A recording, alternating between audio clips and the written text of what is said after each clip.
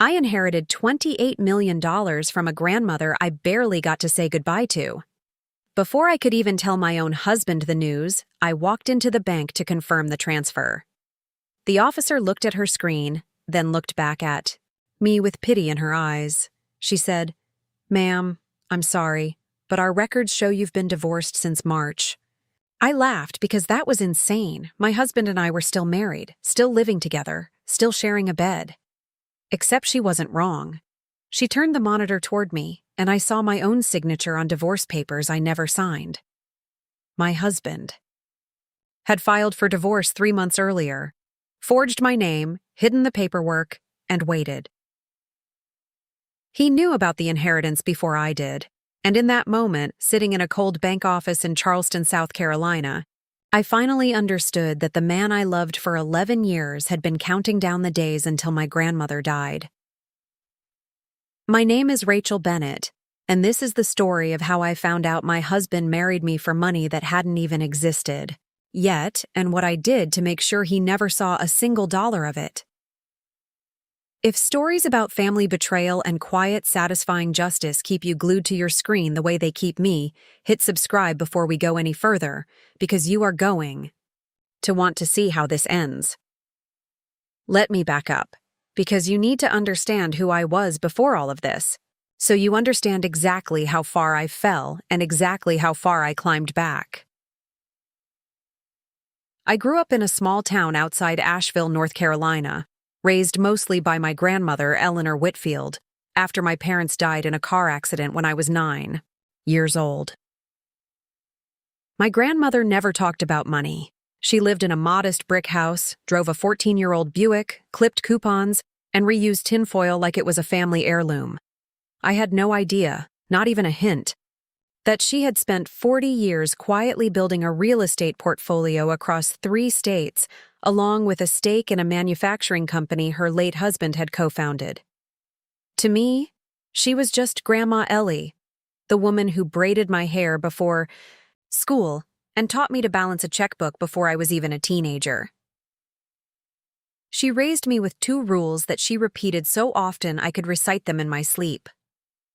Work for what you have, and never, ever let a man make you feel small for having it. I didn't understand the second rule until much later.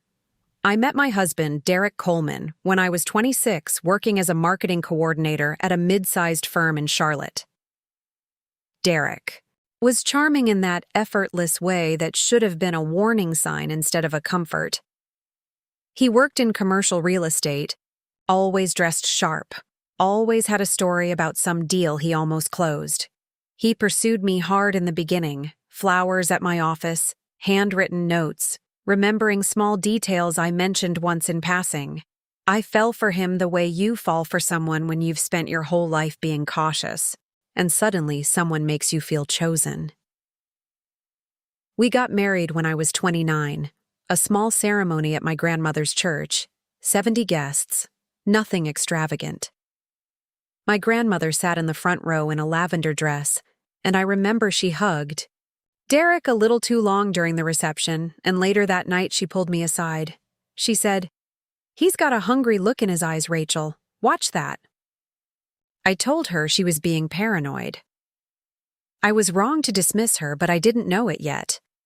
The first few years of marriage were fine, not electric, but stable, the way most marriages settle after the honeymoon phase fades into routine. Derek's real estate career had its ups and downs, more downs than he ever admitted out loud. I worked my way up from marketing coordinator to marketing director at a healthcare logistics company, a job I was proud of, built by my own hands with no help from anyone. We bought a house in a nice suburb outside Charlotte, a 4-bedroom colonial financed mostly through my income since Derek's commissions were unpredictable. I paid more than half the mortgage most months, and I never made it a thing, because that's what partners do, or at least that's what I believed. Looking back now, I can see the small cracks that I explained away at the time. Derek started asking more questions about my grandmother's health around the time she turned 82. At first, I thought it was sweet, a caring son-in-law checking in. Are we sure? She's got good doctors? Is she seeing a specialist? Does she have a will? Has she talked to a lawyer about her assets? I answered honestly. Because why wouldn't I? He was my husband. And my grandmother was the only real family I had left. My grandmother passed away in early January, peacefully, in her sleep, at 86 years old. I was devastated in the way you're devastated when you lose the person who raised you, the person who was your entire foundation before you even knew what a foundation was. The funeral was small, quiet, exactly how she would have wanted it. Derek was attentive during that period, holding my hand, making arrangements, telling everyone how strong I was being. I remember thinking, in the middle of my grief, that at least I had him. At least I wasn't going through this completely alone. What I didn't know was that Derek had already contacted my grandmother's estate attorney 3 separate times in the 2 weeks after her death, asking detailed questions about the timeline for asset distribution. I didn't know that yet because grief makes you trusting in the worst possible way. It makes you lean on the person closest to you without questioning whether that person has been quietly measuring your worth in dollar signs the whole time. It took nearly 5 months for the estate to clear probate, which is fairly normal for an estate that size, spread across real estate holdings, investment accounts, and a minority stake in the manufacturing company. During those 5 months, something in Derek started to shift, subtle at first. He started working from home more, taking long phone calls in the garage with the door shut. He stopped asking about my day the way he used to. He started making comments, sharp little jabs disguised as jokes, about how once the money came through, I wouldn't have to work so hard anymore. I chalked it up to financial stress, to the natural anxiety of watching a life-changing amount of money move slowly through a legal system. I had no idea he was already planning his exit, timing it down to the week. Here is where the real betrayal starts, the part that still makes my hands shake a little when I think about it. In early March, 4 months after my grandmother passed and about 6 weeks before the estate was set to fully clear, Derek filed for divorce. He did not tell me. He forged my signature on the joint filing paperwork using a notary he apparently knew personally, a man named Gary Holt who ran a small strip mall office and, as I would later learn, had a documented history of complaints against his notary license. Derek then had the entire filing quietly withdrawn from public electronic access using a request typically reserved for cases involving domestic violence protection, which he had no legal right to invoke, but which he managed to push through using a sympathetic and overworked court clerk and a fabricated story about needing privacy for safety reasons. In plain terms, my husband forged my signature on divorce documents, lied to a court about needing protection from me, and hid the entire filing from public record, all so that when my inheritance cleared, the divorce would already be legally finalized, and North Carolina's equitable distribution laws would not apply to inherited assets received after the marriage had technically ended. He was trying to make sure that when $28 million landed in an estate account with my name, on it I would already be, on paper, his ex-wife, meaning none of it would ever be considered marital property he'd need to fight for in a messy divorce. Except Derek had bigger plans than just protecting himself from a split. He was planning something far colder, something I wouldn't fully understand until weeks later. Life continued as normal on the surface during those 6 weeks. Derek came home every night, kissed me on the cheek, asked about my day, slept beside me. He was living a double life, one where he was already legally divorced from me and quietly building a case, a paper trail, a narrative, all while sharing a bed with the woman he had betrayed on paper. I think about that a lot. How someone can lie down next to you every single night while actively working to destroy your future, and somehow sleep just fine. That takes a specific kind of person The kind my grandmother warned me about with that one sentence I dismissed too easily at our wedding reception. The estate finally cleared in late April. I got the call from the estate attorney on a Tuesday morning, and I remember exactly where I was standing. In my kitchen, coffee going cold on the counter, when he told me the full inheritance, $28 million in combined real estate holdings, investment accounts, and company shares, was ready to be transferred into an account under my name. I was overwhelmed, grateful, grieving all over again in that strange way where good news reopens old wounds because the person who made it possible isn't there to see it. Wanted to go to the bank immediately to start the transfer process and confirm everything with an in-person banker, mostly because an amount that large made me nervous doing anything purely over the phone or online. I decided I would tell Derek that night, over dinner, somewhere nice because despite everything, despite the small cracks I'd been ignoring, I still saw him as my partner, the person I wanted standing beside me as my entire life changed. I had no idea I would never get the chance to tell him myself because he already knew, and he was 3 steps ahead of me the entire time. I walked into the downtown branch of my bank around 11 in the morning, a Tuesday, sun coming through, the big glass windows, everything feeling almost cinematic in how ordinary and hopeful it all seemed. I sat down across from a bank officer named Denise Malloy, a woman probably in her 50s with kind eyes and a calm, practiced voice. I gave her my information, my grandmother's estate details, and asked her to walk me through confirming the transfer and setting up the account structure my attorney had recommended. She typed for a while, her expression shifting slowly from professional pleasantness to something more careful, more hesitant. She asked me to confirm my current marital status for the account paperwork. I told her, married, filing jointly. My husband's name is Derek Coleman. She paused, looked at her screen again, then looked back at me with an expression I will never forget for the rest of my life. She said, "Ma'am, I'm showing here that you've been divorced since March. I'm sorry. Is this not accurate?" I actually laughed, an involuntary, confused laugh because it sounded so absurd. I told her that was clearly a mistake, that Derek and I were very much married, that we lived together, that we'd had dinner together the night before. She turned her monitor slightly so I could see it, and there it was, a finalized divorce decree dated 11 days after Derek had filed, my name listed as petitioner alongside his, a signature on the line that was supposed to be mine. It was close enough to fool a scanner, close enough to fool a notary who apparently didn't look very hard, but it was not my signature. I have signed my name tens of thousands of times in my life. I know exactly what it looks like, and this was not it. I sat there in that cold, quiet bank office, staring at a legal document that said my marriage was over, filed and finalized without my knowledge, with a forged signature carrying my name, and I felt something inside me go completely still. Not sad, not yet.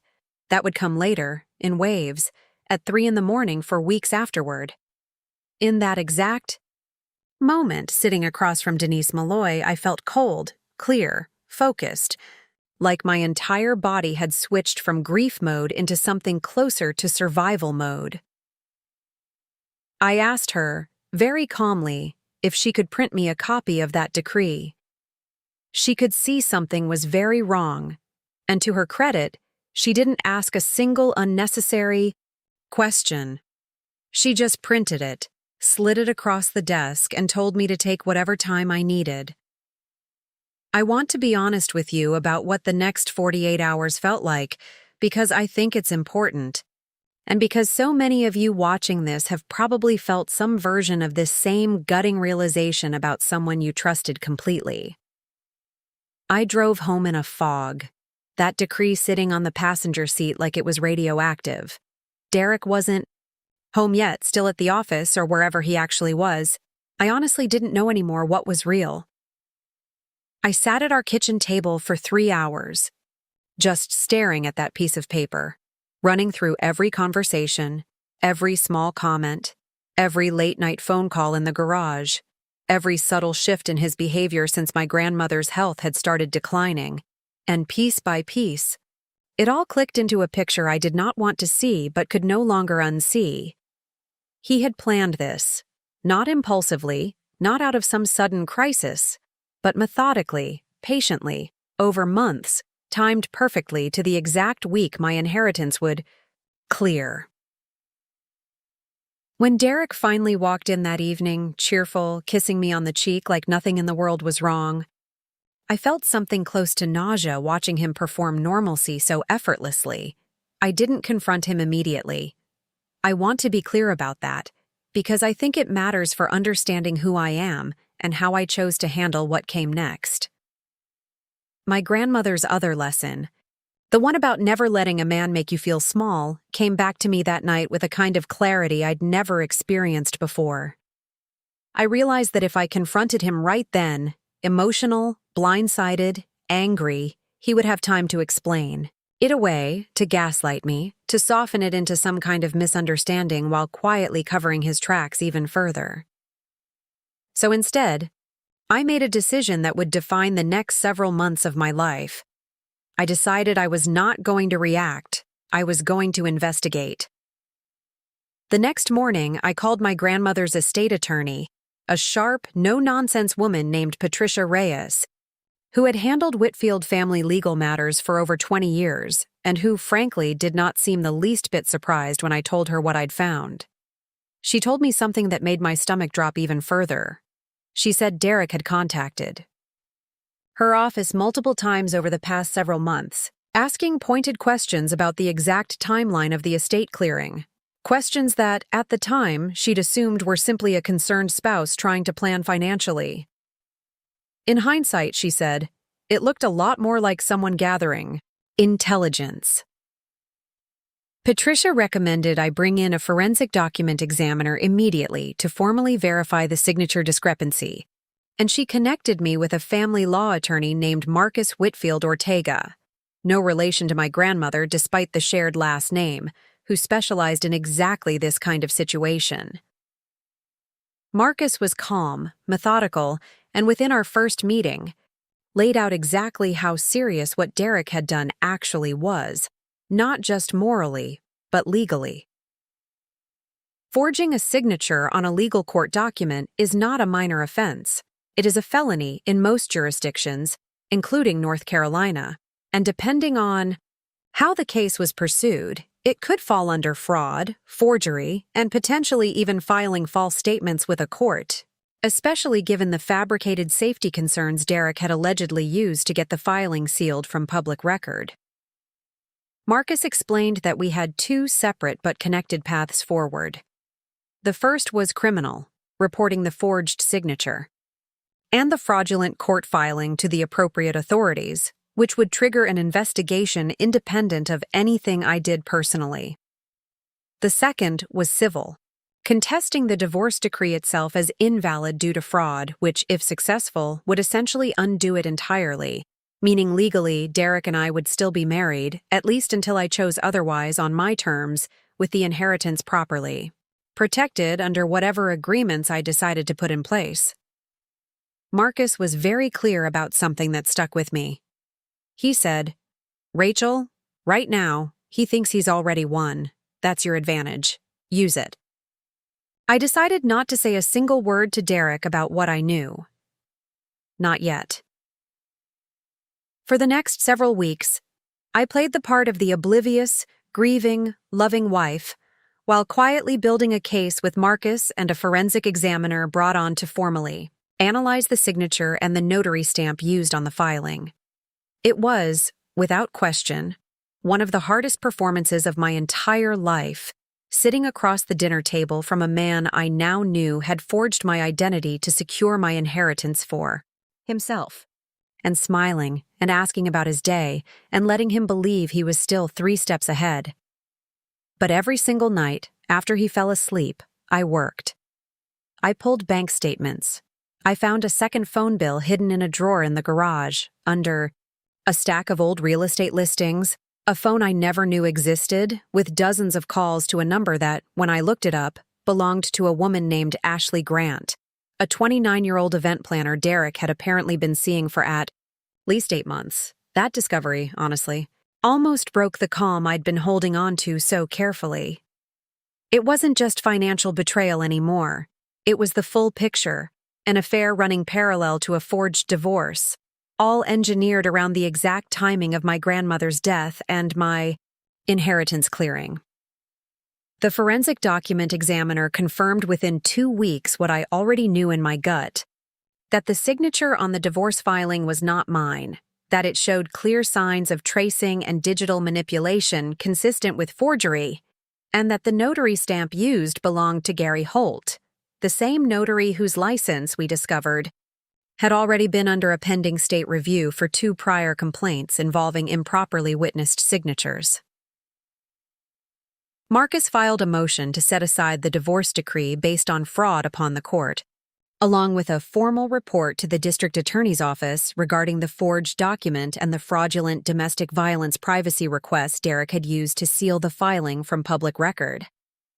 At the same time, working with Patricia, we restructured how my inheritance was being held, moving assets into a properly protected trust structure before Derek had any legal grounds to make a claim on anything, regardless of how the marital status question ultimately resolved. I want to pause here and say something important for anyone watching who might be facing something similar. Protecting yourself financially and legally, quietly and strategically, before you confront someone who has already betrayed you, is not manipulation. It is survival. It is exactly what my grandmother would have told me to do. Here is where things started moving fast, and where I need you to understand just how badly Derek had underestimated me. He genuinely believed, right up until the very end, that I had no idea about any of it. That I was still the trusting wife he'd married 11 years earlier. What he did not know was that I had spent 6 weeks quietly documenting everything, building a case so thorough that by the time I was ready to move, there was almost nothing left for him to argue. The confrontation happened on a Thursday evening in June, though confrontation almost undersells how it unfolded, because by that point, I wasn't confronting Derek so much as informing him of consequences already legally in motion. I asked him to sit down at the kitchen table, the same table where I had first stared at that forged decree months earlier. I placed 3 things in front of him, one at a time, slowly. The first was a certified copy of the forensic handwriting analysis confirming the signature on the divorce filing was not mine. The second was a printed summary of the phone records connecting him to Ashley Grant, spanning 8 months alongside several photographs my private investigator, hired discreetly through Marcus's office, had taken over the prior 3 weeks. The third was a letter from the district attorney's office confirming that a criminal investigation into forgery and fraudulent court filings had officially been opened, with Gary Holt already cooperating in exchange for leniency regarding his own notary violations. I watched the color drain out of Derek's face in real time.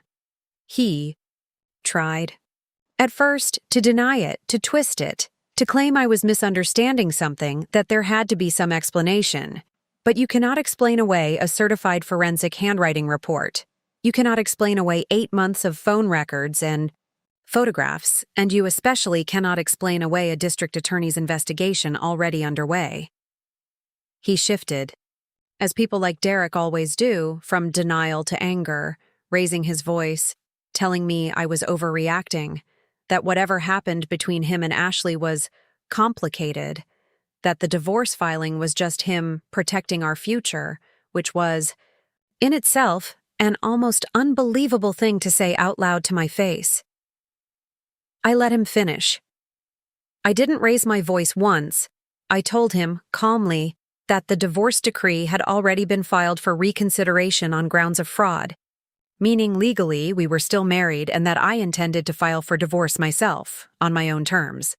This time with full transparency, full documentation, and full legal protection around every asset my grandmother had left me. I told him, the affair, combined with the forged signature and fraudulent court filing, would be presented in full during proceedings, not out of spite, but because it was simply the truth. And the truth, I had learned, was the sharpest weapon I had. The weeks that followed moved with a kind of momentum that honestly surprised even me. The district attorney's office formally charged Derek with forgery and filing a fraudulent document with the court, both felony offenses in North Carolina, along with a related charge for the false domestic violence privacy claim he'd used to seal the original filing. Gary Holt, the notary, lost his license entirely and testified against Derek in exchange for a reduced misdemeanor charge for himself. Derek hired an expensive defense attorney. But there is only so much a good lawyer can do against forensic handwriting evidence, phone records, surveillance photographs, and a cooperating co-conspirator. He ultimately accepted a plea deal, avoiding significant prison time in exchange for a felony conviction on his record, a lengthy probation period, mandatory restitution, and a permanent record that would follow him for the rest of his professional life, particularly brutal for someone in commercial real estate. His real estate broker's license was suspended pending a state ethics review the moment the forgery conviction became public record, and most of his existing clients quietly walked away. Within weeks, the divorce itself, my divorce, filed properly this time on my terms, moved through the courts with the forged decree fully invalidated and set aside due to fraud. Because the fraud was so clearly documented and the timeline so obviously calculated around my inheritance, the court was, frankly, not sympathetic to Derek in the slightest. He walked away with nothing from the marital estate beyond what was legitimately his going in. No claim whatsoever on the inheritance, since the trust structure Patricia and I had built ensured it was airtight, held separately, protected, entirely mine. Ashley Grant, as it turned out, ended things with him almost immediately once the felony charges became public, which I won't pretend didn't give me a small, quiet moment of satisfaction, though I've since made peace with the fact that she was, in her own way, also being used, likely told some version of events that painted Derek as a free man rather than a husband actively hiding a forged divorce from his actual wife. I want to take a moment here to talk about the lowest point, because it wasn't the bank, and it wasn't even the confrontation. The lowest point came about 3 weeks after I found that decree, during the quiet period where I was building my case but hadn't yet acted. It was a random Tuesday night, Derek, asleep beside me, and I lay awake staring at the ceiling, thinking about my grandmother, about how she had tried to warn me all those years ago, about how I had spent 11 years building a life with someone who had apparently been quietly calculating my worth in dollars the entire time. I remember feeling like the ground beneath my entire adult life had been fake, like I needed to go back and re-examine every memory and ask myself, was that real? Or was that also part of the plan? I didn't tell a single friend what was happening during those weeks, partly for legal reasons, but partly because I simply didn't know how to say the words out loud yet. I cried in my car in grocery store parking lots. I cried in the shower, where the sound of the water would cover it. I kept functioning, kept smiling at Derek across the dinner table, because I had made a decision that I was going to win this the right way, and winning the right way meant I couldn't afford to fall apart yet. There is a difference between falling apart and healing. And I did eventually let myself fall apart, just not until the case was solid and I no longer needed to perform calm in front of him. About 2 months after the confrontation, once everything was moving through the legal system on its own momentum, I finally called my closest friend, Maya, and I told her everything, and I cried for hours on her couch. That release, I think, was just as important as any legal victory. Because justice through the courts is satisfying, but it doesn't automatically heal the part of you that trusted someone so deeply. Let me tell you what my life looks like now. About a year and a half removed from that day in the bank office. The inheritance, all $28 million of it, remains fully protected in the trust structure Patricia and Marcus helped me build, real estate holdings professionally, managed, investment accounts growing steadily, and my stake in the manufacturing company now sitting on the board as a minority shareholder representative, something I never imagined myself doing. I sold the house Derek and I shared and used part of the proceeds, combined with a portion of the inheritance, to establish a scholarship fund in my grandmother's name at the local community college, supporting first-generation students studying business and finance. I still work at the healthcare logistics company, where I built my career from the ground up, not because I need the income anymore, but because that career was something entirely mine, untouched by Derek's betrayal. I've started dating again, slowly, carefully, and I've become significantly better at recognizing the early warning signs my grandmother tried to teach me about all those years ago. Derek, from what I understand through the occasional mutual acquaintance, is rebuilding his life somewhere outside Charlotte, working a much smaller job in property management, no longer licensed to broker real estate, a felony conviction permanently attached to his name, still on probation. I don't feel hatred when I think about him anymore. Honestly, what I feel is something closer to a strange, distant pity. The recognition that he spent 11 years performing a marriage instead of actually building one, and in the end, all that calculation cost him far more than he ever would have gained if he'd simply stayed and loved me honestly. If he had just been patient, just genuinely loyal, he would have shared in an extraordinary inheritance as my actual husband without a single felony charge to his name. Instead, greed made him reckless.